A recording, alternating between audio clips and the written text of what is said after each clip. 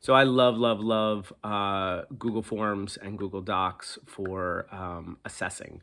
A lot of times I'll take a transfer task and turn it into a Google form, which makes assessing and grading very, very quick. The fact that you can look at one question at a time, move through, and gives students feedback right within a question really streamlines the process of giving them some feedback on a particular piece of work.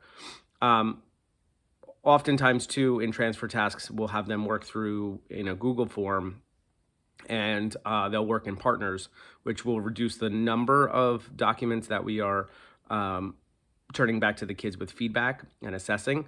But in addition to that, I love using an extension called ProKeys, which allows you to use shortcuts to have full sentences or feedback automatically populate into your comments.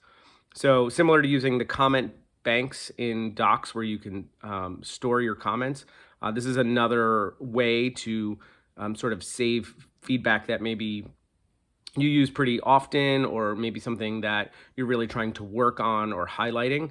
And if you find yourself writing the same sort of feedback over and over again, one of the ways that you can save a lot of time is using something like ProKeys or the saved comments in your Google Docs. Students take summative assessments virtually. This makes any writing assignment easier for me to read. It makes it easier for the students to revise their work, and work is never lost. Students can also use accommodations like voice to text. Rubrics are imported into Google Classroom so that I can just click on the rubric to show where the students are. So, see, the rubric is right here, and all I have to do is just click on these buttons. Parents can also see students' scores if they're a part of our Google Classroom.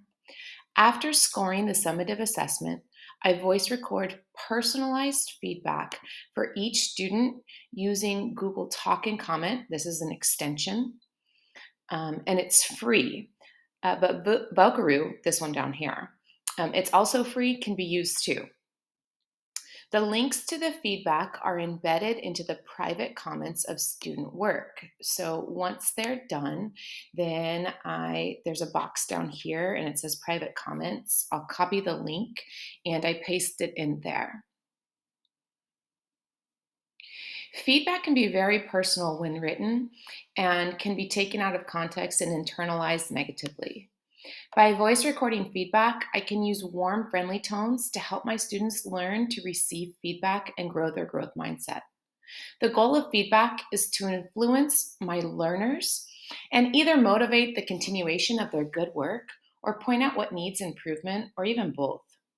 The verbal feedback provides an opportunity to elaborate more with more examples, and because it's voice recorded, it can be referenced later. I also find that voice recording feedback is much faster than writing comments to students. And I know that students are actually listening to that feedback.